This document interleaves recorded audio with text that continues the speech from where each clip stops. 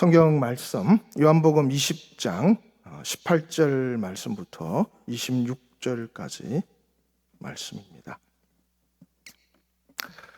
막달라 마리아가 가서 제자들에게 내가 주를 보았다 하고 또 주께서 자기에게 이렇게 말씀하셨다 이르니라. 이날 곧 안식 후 첫날 저녁 때 제자들이 유대인들을 두려워하여 모인 곳의 문들을 닫았더니 예수께서 오사 가운데 서서 이르시되 너희에게 평강이 있을지어다. 이 말씀을 하시고 손과 옆구리를 보이시니 제자들이 주를 보고 기뻐하더라. 예수께서 또 이르시되 너희에게 평강이 있을지어다. 아버지께서 나를 보내신 것 같이 나도 너희를 보내노라. 이 말씀을 하시고 그들을 향하사 숨을 내쉬며 이르시되 성령을 받으라. 너희가 누구의 죄를 사하면 사하여 질 것이요 누구의 죄든지 그대로 두면 그대로 있으리라 하시니라. 12 제자 중에 하나로서 디도모라 불리는 도마는 예수께서 오셨을 때 함께 있지 아니한지라.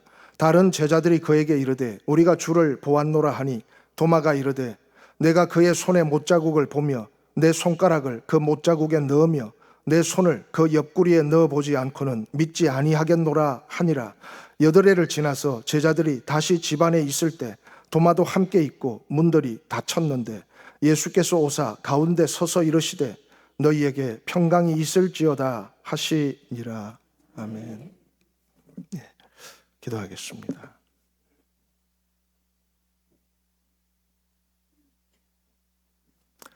부활과 생명의 아버지 하나님, 아들을 죽음 가운데서 일으키시고 또한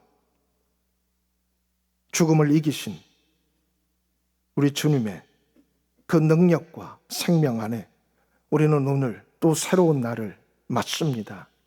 생명과 부활의 능력 가운데 우리의 모든 삶을, 우리의 모든 생각을, 하늘의 모든 뜻을 상고하게 하시고 하나님의 살아나심이 과거가 아니라 오늘 우리 가운데 함께 하시는 역사로 이루어질 수 있도록 주장하여 주시옵소서. 하나님의 새 힘과 새로운 생명으로 새롭게 하여 주시옵소서. 모든 찬양과 모든 기도 받으심을 감사드립니다. 사랑하시는 당신의 귀한 종 우리 오경옥 목사님, 주께 드린 모든 기도와 간구 참으로 주를 위한 헌신과 열정과 전심으로 수고하고 애쓸 때마다 하나님의 신령한 능력과 지혜를 더하셔서 남은 모든 영광, 나타내실 모든 뜻을 이루게 하시고 주의 큰 열매로 풍성케 하여 주시옵소서. 로고스, 오늘도 주의 부활과 하나님의 생명을 찬양합니다. 이제 우리는 죽어가는 생명의 메인 자들이 아니라 살아나는 생명과 하나 된 자들이 됐습니다. 하나님의 지혜와 성령과 능력으로 항상 인도하셔서 하나님의 뜻을 이루는 귀한 백성으로 복된 일꾼으로 함께하여 주시옵소서. 우리 주 예수 그리스도 이름으로 기도하옵나이다. 아멘.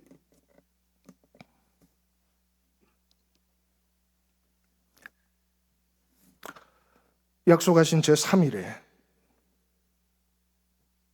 어떤 이든 무덤을 찾아서 울었고 또 많은 사람들은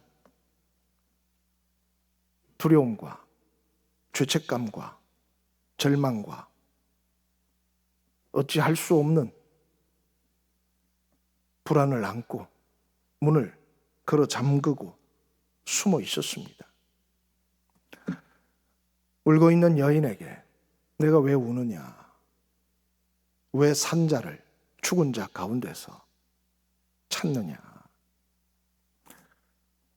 자신들은 도망자였고 배신자였고 부인하는 자였고 이제는 두려워서 아무것도 할 수 없는 참 절망에 빠져있는 혼란스러운 사람들이었지만 주님은 그 가운데 살며시 찾아오셔서 평강이 있을지어다 말씀하고 있습니다. 부활, 어떻게 우리가 그것을 증명하고 믿을 수 있을까? 사실은 부활이라고 하는 것은 성경 외에 다른 증거가 있을까? 수많은 역사적인, 고고학적인 그런 조사들이 때때로 이것이 증거다, 부족하다 하는 논쟁이 있지만 사실은 성경만큼 충분한 부활의 증거가 있을까? 그리고 성경 외에 우리가 또 다른 부활의 증거가 필요할까? 그런 생각을 하게 됩니다. 막달라 마리아는 주님을 만났습니다. 오늘 이 두려움에 떠는 제자들, 주님을 만났을 뿐만이 아니라 말씀하고 있습니다. 아버지께서 나를 보내신 것처럼 나도 너희를 보낸다. 정말 주님은 그럴만 했습니다. 아버지께서 도망치지 않았고, 배신하지 않았고, 절망하지 않았고, 모든 것을 이기고 또 이겼습니다. 그러니 아버지께서 보내실만 했습니다. 근데 아무리 생각해 봐도 자기들은 큰 소리 쳤지만 도망쳤고, 누구보다 용감한 척 했지만 부인했고, 뭔가 해낼 것 같았지만 오히려 문을 걸어 잠그고 그 두려움에, 스스로 죄책감에 견딜 수 없는 마음으로 숨어 있는 자들입니다. 그런데 아버지께서 나를 보내신 것 같이 나도 너희를 보낸다.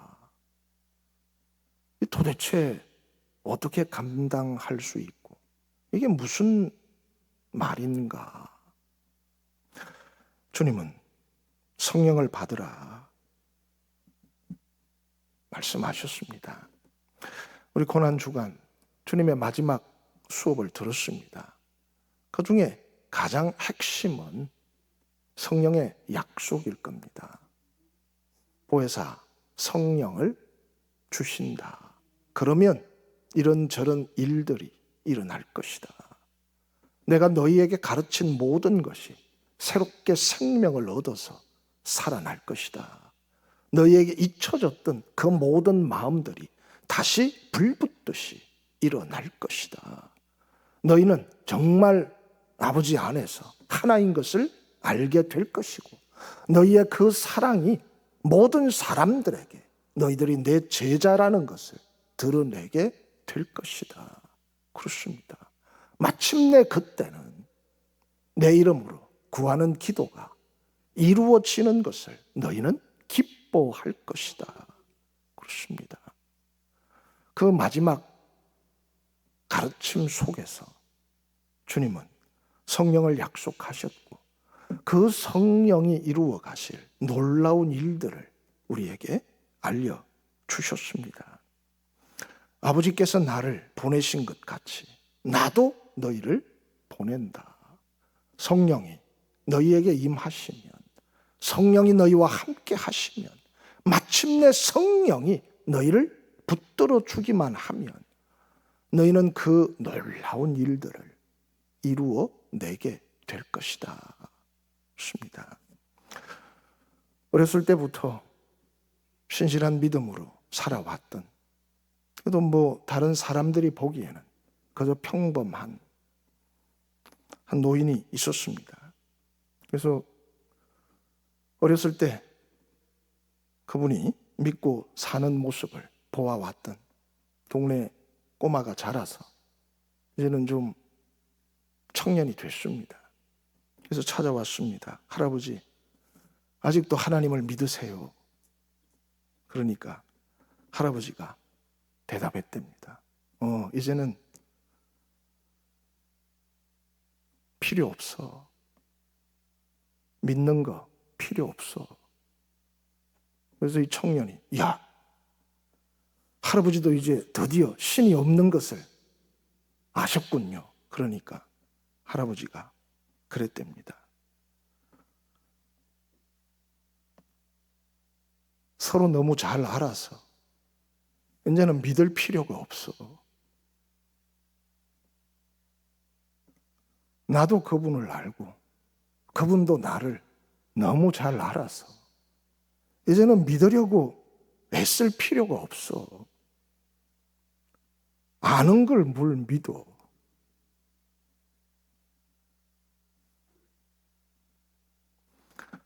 부활의 주님을 만난 사람들, 부활하셨냐 아니냐, 그게 무슨 의문이 되고 고민이 되고, 이건 믿어야 하냐 말아야 하냐, 그걸 가지고 다투고 싸우겠습니까? 살아나신 주님을 자신이 만났는데, 자신이 경험했고, 자기들 스스로도 놀랐고, 아무리 그가 살아난다 한들 아유, 우리 같은 사람을 다시 찾아오겠냐, 더 나은 사람을 찾겠지 했는데 평강이 있을지어다 하는 말씀과 함께 다다글은 그 문을 참 두드리지도 않고 부르지도 않고 열지도 않고 그냥 이미 그 가운데 와 계셨습니다. 무슨 시도를 하고 무슨 검증을 하고 무슨 계산을 하고 뭘 달아보지도 않고 그냥 그 가운데 와 계셨습니다. 그리고 흔히 생각하듯이 야, 구질구질한 그 과거를 떠올리게 하지도 않았습니다. 그저 당신이 하신 말씀은 평강이 있을지어다. 편안해라. 두려워할 필요가 없다. 편안해라. 그 때문에 좌절할 필요가 없다. 편안해라. 그걸로 미안해할 이유도 없다. 평안해라. 그 때문에 스스로 움츠러들어서 위축될 필요 없다. 아버지께서 나를 보내듯이 나도 너희를 보낸다. 제자들이 왜 그렇게 사람이 변했을까?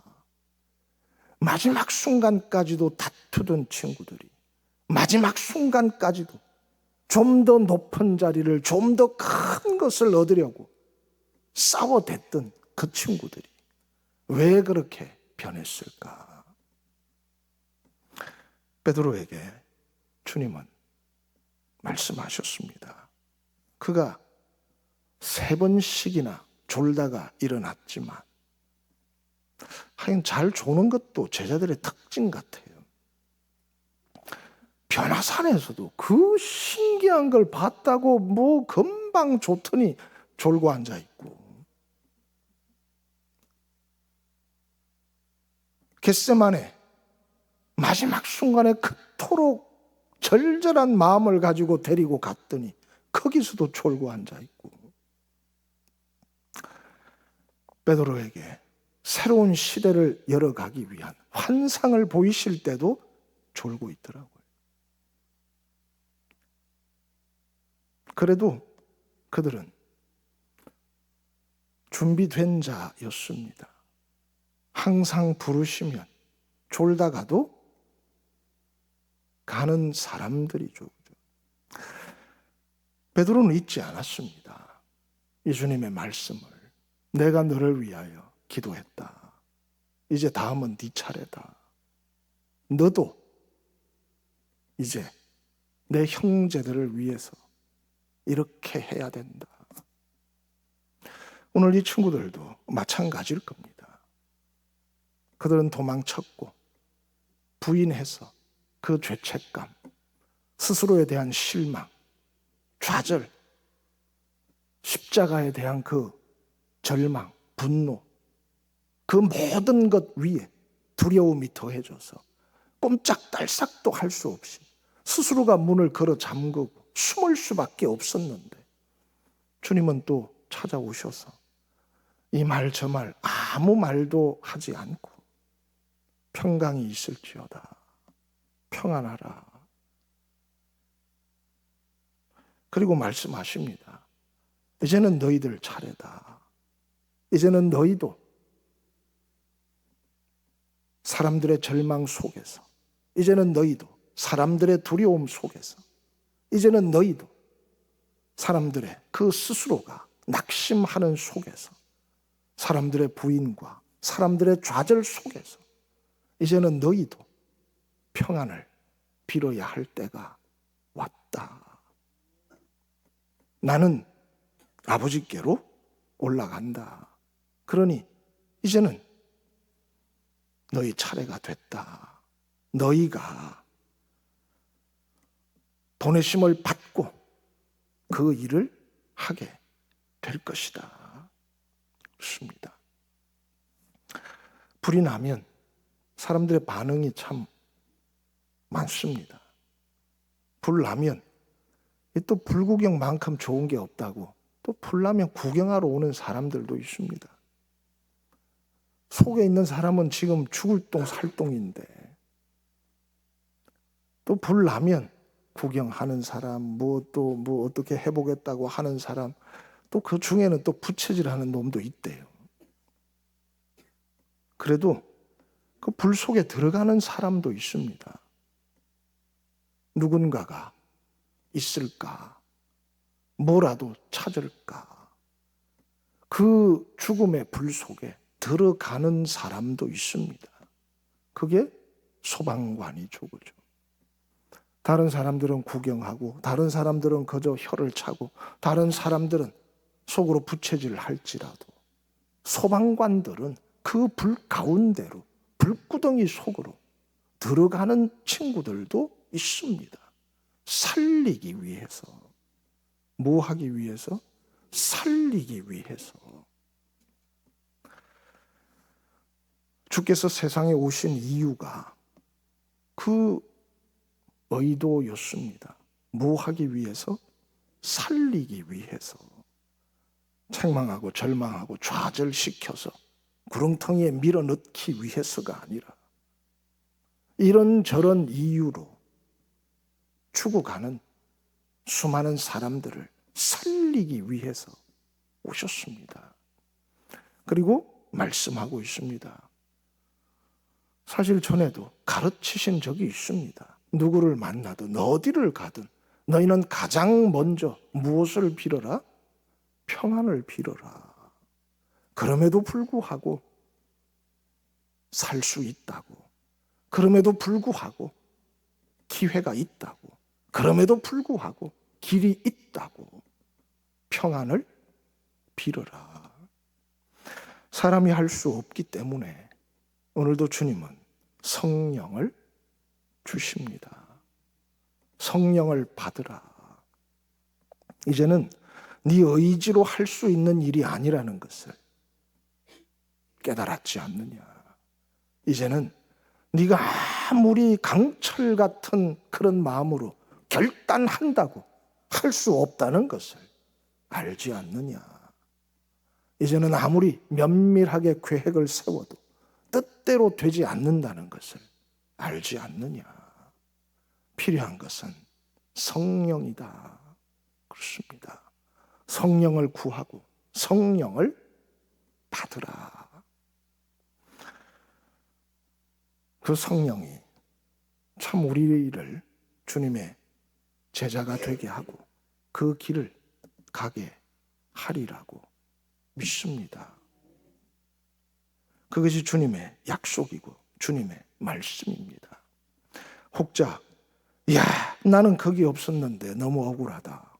도마와 같은 그런 친구들 낙심할 필요 없습니다. 꼭 거기에 있지 않아도 오늘 주님 말씀대로 야, 믿으라. 안 보고 믿으면 더 복이 있다. 그조차 할 수 없다면 도마에게도 야, 그러면 꼭 그래야만 한다면 손을 넣어봐라. 그렇게 우리에게 또 다른 길을 보여주실 겁니다. 어찌하든지 믿는 자가 되라. 없습니다. 그래도 보지 않고 믿는 자들이 더 복이 있다. 우리는 참 복이 있는 사람들입니다. 경비병들이 몰라서 무덤이 비어서가 아니라 주님이 살아나셔서 당신의 친구들을 다시 만나셨고 그 믿음의 증거들이 오늘 우리에게까지 나타나고 있습니다. 사실이라면 새로운 생명이 있는 겁니다. 사실이라면 이 세상 외에 다른 나라가 있는 겁니다.